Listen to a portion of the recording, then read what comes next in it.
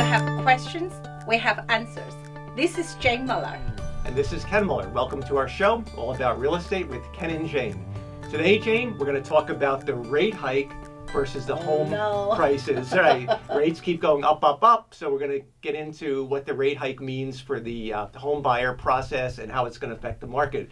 And also the homeowners. The homeowners, right. I have a lot of calls recently. But the start with, we should have to step back and we have to give the history behind inflation. We're going to cover what is inflation, why does the Fed feel there's a need to raise the interest rates to curb inflation. So basically, to start with, it's the Federal Reserve's job to keep inflation in check. And so far in 2022, the Fed has raised the interest rates twice. They raised it 1/4 point back in March, and most recently they raised it another 1/2 point. So what that does, by raising the interest rates to the Fed raising interest rates, that means the money that the lenders get, they have to pay the Fed a higher rate to borrow the money, and in turn, they pass that on to you. That's kind of where we're at. So start with, what is inflation? Inflation is the decline in the purchasing power of a dollar or whatever monetary currency you're using. So in other words, if inflation kicks in, a dollar has less buying power than it did in a prior period of time. Can you make me feel like I'm going back to college now? Right. Well, economics class. Well, it's a good thing to start. For example, let's take your cup of coffee. Then we're going to switch to the houses. A cup of coffee in 1970, from data I researched, cost about 25 cents. In 2022, the same cup of coffee might cost $2, not counting Starbucks. Hang okay? on. Yeah. I was going to say, which Starbucks I'm going, I'm lined up. Otherwise, you're going to go. Otherwise, you could be $5. You could be $6. You could be, and they have all different sizes. They don't have a thing. There's no such thing as Starbucks. It used to be when I was a kid. You had small, medium, or large coffee. Yeah. Now at Starbucks, you have to you have grande, tall, and whatever, super grande. So it's all different, right? Yes. Yeah. So that's one example of inflation. Another, let's take the homes. What do you think? If you go back to 1950, what do you think the average price in the U.S. was for a home? I'm not sure. Say, all right, it was about $10,000. Wow. That same home in 1970 cost you about $23,000. Wow. And then in the last 10 years, at least in New Jersey, from 70 to 1980, the home values tripled. So it might have went up to about $60,000. Today, in 2022, the home prices, you could say different data, but the average price in New Jersey is probably around $450,000 to $500,000, right? So there's another example of how inflation kicks in, that the value your dollars back in 1950 don't get the same value today. That's based on single family, obviously. It's based on single family, right? Mm-hmm. And one of the common ways that inflation is measured is with the Consumer Price Index, or otherwise known as the CPI. The CPI comes out monthly, and they have a formula where they take a base rate and they gauge the costs of different consumer goods and services, food, medical services, transportation. Believe it or not, housing is not included in this, because housing is viewed as a capital expenditure. It's not viewed as a consumer product. But anyway, they take a ratio of how much they kind of average the monthly costs, and they come up with all these statistics, and they divide it by the base rate, and they come up with the Consumer Price Index, which is one of the main measures that the economists use to gauge the inflation. So, having said that, in January the CPI was 5.1%.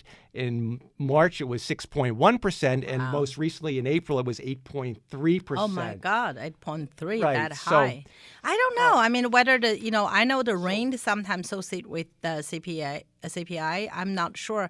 You just open my eyes, 8-point-something%. Right.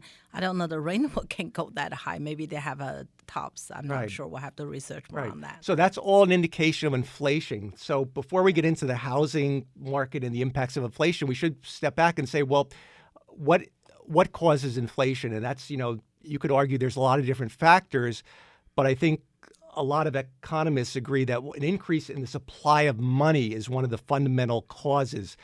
Money can be increased in different ways. One is by printing it, creating stimulus packages that circulate more money, because by creating more money, you create more spending. And when there's more spending, there's a higher demand. And that higher demand pushes the prices up. because basically if there's more demand, it's a basic law of Supply and economics, demand. supply and demand. Yes. The more demand there is for a product, the more the retailer can charge, whether it be a car, a house, food, coffee. So that's the issue. So the Fed is stepping in with these interest rate hikes, and they're saying, hey, you know what? Based on the CPI and based on the other measures they use to control inflation, they're saying, oh, we got to do something. A certain amount of inflation is good, maybe 2%, 3% a year, because you're going to have growth, you're going to have increases in salaries. Yeah. So the economists, you want a certain amount, but when it gets beyond that control point, the Fed's got to step in. The Fed heads and the chair of the Fed get together and they say, hey, these are the powerful people. They control by them doing an interest rate hike. They're really taking a big chance, because if you raise the interest rates, because what they're trying to do is put a control on spending. Yeah. And by what they do is they raise the interest rates, and the theory is that the higher interest rates make it harder, are going to curb the spending, because if it costs you more to borrow money, you're not going to be as apt or as inclined or as able to borrow that same money. And by borrowing less money, there'll be less money floating in the market, and by that is going to help bring down and can stabilize the prices. So that's the whole.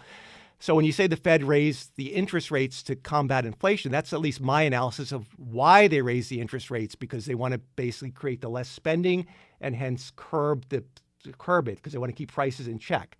But when they do that, it's a very fine line, and I'm sure they go through they have a lot of economists, and they have the members of the 12 members of the Fed.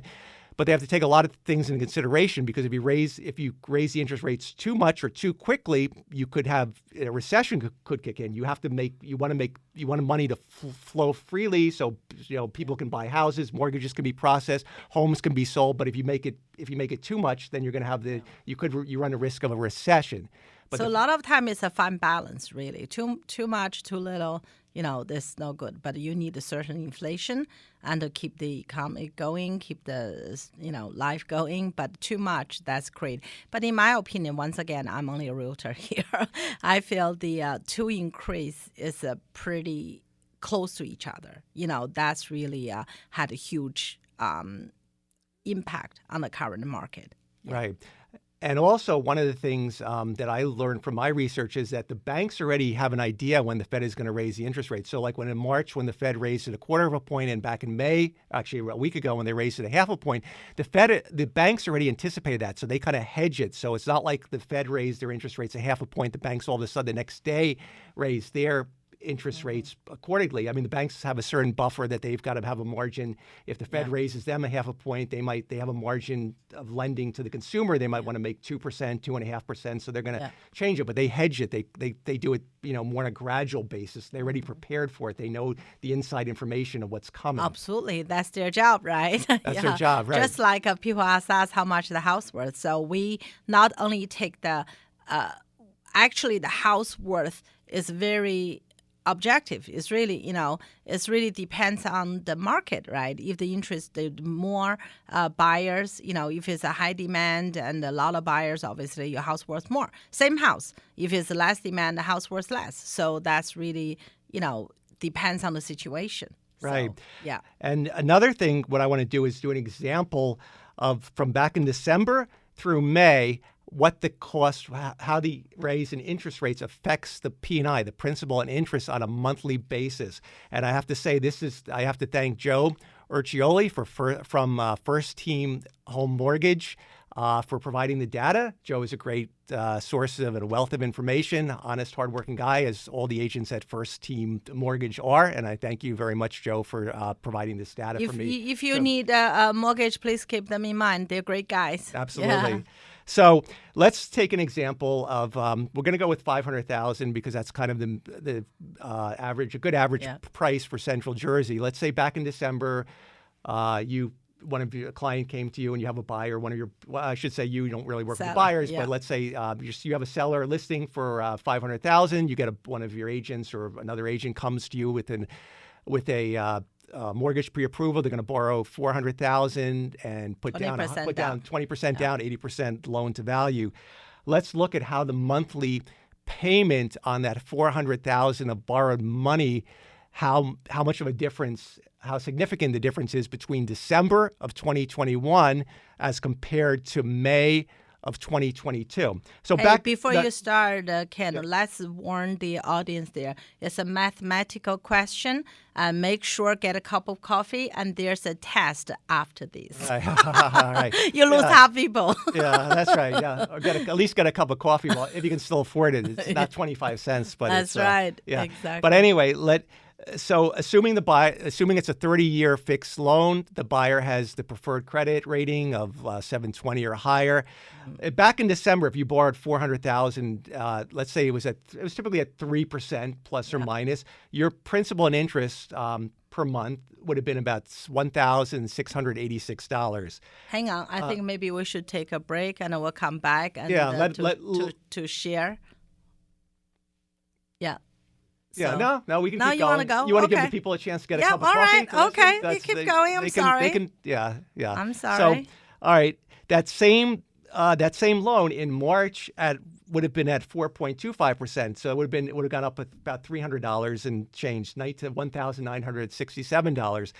In May, the interest rates creeped up to 5.5%, and that same $400,000 on a 30-year conventional loan, for again, assuming somebody has the best credit, is going to cost them $2,271. So what's the point of all the numbers? Basically, from December through May, at the same loan amount, your monthly payment increased about almost $600, $585 per month. So that's kind of the impact to the homes, the monthly costs on the whole equation, and that can impact the economy in ways that the economists could break down. Yeah. It impacts the buyer, the seller. It also impacts the whole spending power because the buyers have to spend an additional $585, so that can't go to vacation, it can't go to eating out as much, it can't go to all their to buy a pair of shoes. whatever their casual. Needs and spending habits are. So that's really that's a big impact. And I mean, once again, the buyer. I mean, a lot of time the seller said, well, what driven the buyer, purchase is really the monthly payment. It's not the contract price. It's the month's payment. So I mean, how your demonstration just clearly state that. Right. Yeah. I mean, 500. So it's a car lease, even. Yeah, exactly. It's a car lease. Yeah. So it's a lot. And so now we're going to get into that because on a prior show, we basically covered that it's really the monthly payment, and you were hoping that as the prices of the homes go down, but that hasn't happened yet. So let's take a break, let everyone get a cup of coffee so they can digest the numbers, and we'll be right back. Okay, welcome back. So we spoke about inflation, what the impacts of inflation are, what the Fed has done and is doing and probably will still do to try to curb inflation. So with the homes, basically, Jane, you can see from December through May, in a nutshell, the average buyer with that fact scenario is going to be paying close to $600 more per month. So you would think that it would bring the housing market to a halt, but so I want you to share now with the listeners what you're seeing in terms of listings and sales activity in April and May after these two Fed rate hikes, because you're obviously inevitably you're going to see a lesser buyer pool, and some buyers that may just pull the trigger or not pull the trigger, just pull back and say, hey, I really don't want to jump in and buy a house now because the rates I miss it. I was spoiled. It was at 3%, and now it's 5.5%, and it may go up before I lock in. So what are you seeing with the housing inventory and the number of bids on homes right now, single-family homes?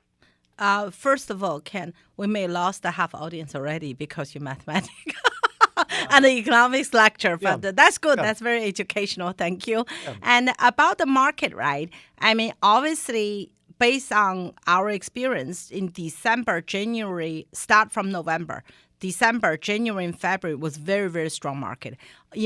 I personally believe the market hit is a record high in February. January and February. Right, and the reason, I'm sorry to interrupt you, but the reason being that it hit the record high in February was, as we covered on prior shows, people typically lock in their mortgage rates 2 months before the closing. Yeah, So the that's closings that happened December. in February would have been packaged and December. pre-approved in December, right? So even now we're not seeing the full effects of the interest rate hikes because it's only those people that are borrowing money in April and May or applying for the mortgage in April and May that we're going to see the effects of that in June, July, and August, the summer months. Yes, absolutely. And in March, believe it or not, when the rate went up, right, I think the market responded pretty well because that time people predicting was 0.5%. At the end, the Fed only raised 0.25% because the war in Europe, unfortunately. So they only reduce whatever they increase is less than expected, which is a good thing. So and plus 0.25% is really there's an increase in the payment, but not enough to push to the edges.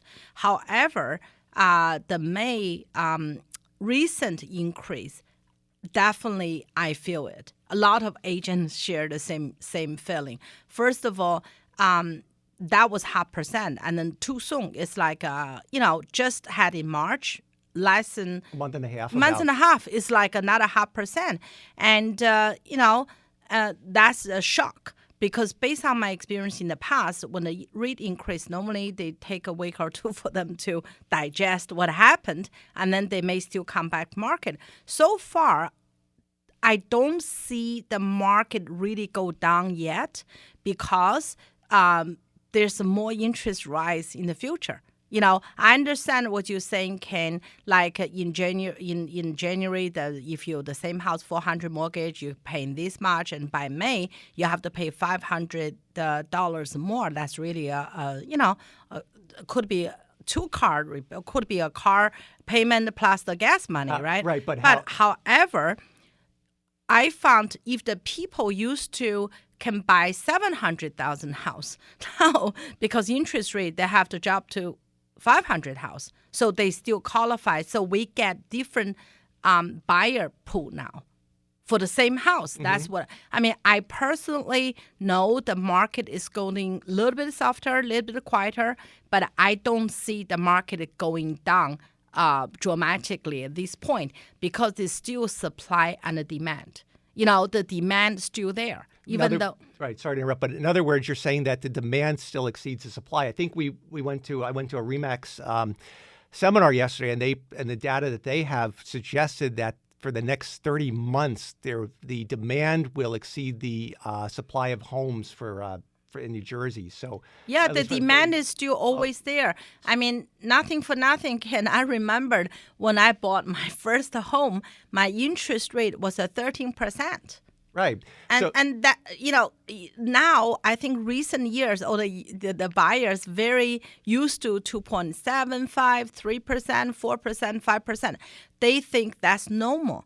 And the people like my age or our age, it's not normal. I bought my first house, I paying 13% with 20% down, good credit, and very, very, strong buyer at that time I was. And a friend of mine bought a little bit later, and then she had a less down payment and whatnot, her situation. She had to pay 17%. When I heard 17, I thought my 13% was cheap. Right. So it's all relative, right? I think you made a good point, Shane, that a lot of the buyer pool got spoiled because there's used to interest rates below 3% or in the mid threes, and now that they've crept up to the mid fives, they feel they're high. But historically, that's 5.5% is still a really decent rate. And I think like one of the things that will be determined is a lot of buyers. It actually could stimulate the buyers that were on the fence about getting in to get in because they figured they want to jump on the wave before it gets bigger and higher. So they figure, well, gee, now that they're raising it and they're predicted to raise it maybe a few more times between now and the end of 2023, a lot of buyers may say, let's just, let's jump in, let's lock it in because we don't want to pay 7% or 6.5% or 13% like I did. Well, like you did, right? When I was young. So that remains, I guess, to be determined. What's going to happen? I mean, I feel. In the long term, I'm not talking about the 10, 20 years. I'm talking about medium to long term, like 3 to 5 years. I think the market is going to shift to more buyer market. That's nothing really little to do with the interest rate or anything. Truly, that's just the market. market is a cycle, right? Every 10, 15 years, they go up, they go down, they go up, they go down. So I think these years, I feel we're going to see more seller is going to put a house on the market. When the seller feel they don't want to miss the boat, they know, the market interest up, the prices seems going to go down. So to compensate the increase, right? I always joke, I always say to the sellers or buyers, I said, actually, the buyer is paying pretty much the same. Either pay the seller high contract price or pay the bank. So for the buyer perspective, it's the same thing. Either pay a very high, the interest rate and a lower price. So once again, the buyer driven by the monthly payment. Right. And that's going to be interesting to see because now we've seen that the monthly payment has gone up from December through May due to the increase in interest rates through the example we shared. Now we're going to see, is the house price going to adjust itself? Yes. I mean, because we're still, as of April and May, I think you were still getting multiple bids for residential homes, maybe not as many, maybe you're not getting 10 or 15. In fact, some agents I spoke to from our office, they said the one agent just recently had submitted a bid on a home and said he was one of 30 bids, and this is just a week ago or a few days ago, and he lost it, and they waived for his particular situation, they waived the appraisal to a limit. They went $50,000 over asking. So the residential real estate market the housing prices aren't adjusting yet, and I guess probably again it's probably a complex thing, do a lot of economic things, but simply a lot of it comes down to supply demand. The demand is still there, even though the rate hikes have gone into effect. And when the demand is there, the sellers that it's going to keep the house prices driven at and above asking price. I think it's really, it really depends on the area. Certain area in New Jersey probably still seeing the bidding war with the appraisal contingency. I did this condition except the structural. But other place you will see softening. Across the board right now. Used to be every offer come through my desk unless you waive the appraisal contingency, and you pretty much you're not going to be in the consideration. Right. Now, often, you may not get that. So that's really the seller has to, whatever your friends told you, your neighbor told you, they got it. We have to relook at the situation. I think we have to be more flexible. Plus, the price already pushed up, so most likely the appraisal should be okay now. So with the appraisal may not. The reason being that the price should be okay, Jane, is so the listeners know, is because the prices, they have enough now, even though the prices have driven up so much, they have enough of the appraisers have enough of a historical closing at high prices so they can justify your house listing at a higher price than it did 2 years ago, because recent comps are now helping support it. Whereas when the first things started happening, the homes were going up so quickly, the appraisers didn't have the data to even support it. So that's why a lot of the contracts had to have the buyer waive the appraisal contingency, because otherwise they knew it wasn't going to appraise because there was no contract price. Right. Yes. Mm-hmm. But today, once again, that's no longer the major consideration. Now, if you have very strong buyer and the term's good, and the seller will start to consider your offer now. But case by case, area by area. So certain areas still gung-ho strong. And the 50, 100,000 over, waive everything, still the same. But other area, you start to see a little bit awakening. And the power start shifting to more neutral. I wouldn't say is in the very near future it's going to be a buyer market, but I think it would be more a neutral market. It may gradually shift from a neutral market to a buyer market as part of the cycle, which happens every 10 to 15 years. Yes, absolutely. And it also, like you said, a lot of the home prices depends upon the area, the desirability of the home. In any market, if the home is not in the best area or the location or needs work, even in this market, you're going to get home prices that are below asking. Below list price. Yeah. So it all depends on a lot of factors. And like I should say one thing, we talked about the inflation causes. There's other theories, the war, the supply chain shortage, which is a global problem, that's affected the cost of goods because of the services, the shipping companies, a lot of things. We're seeing, interestingly enough, the inflation. The warehouse pricing is another thing besides the residential. That's a whole other topic. But the price for warehouses are going $15, $18 $8 triple net, which was unheard of. They're Yes. charging. It's almost retail price. So it is retail price. It's more than retail price. It's triple net in some cases. Yeah. Yes. So it's very interesting. So we'll stay tuned. We're going to track the data for the next couple months and see how the numbers come out by the second quarter. Yeah, and the market is very interesting at this point, right? I found in this market a lot of the seller or buyer asked me, what's the offer they should make, how much under or how much above. That's case by case. It depends how reasonable, how accurate the asking price is. There's no formula, not one fits all. All right, very good. That's a wrap. We are out of time. Hope everyone enjoyed the show. Have a great weekend. We'll see you next week. Thank you. Have a good weekend.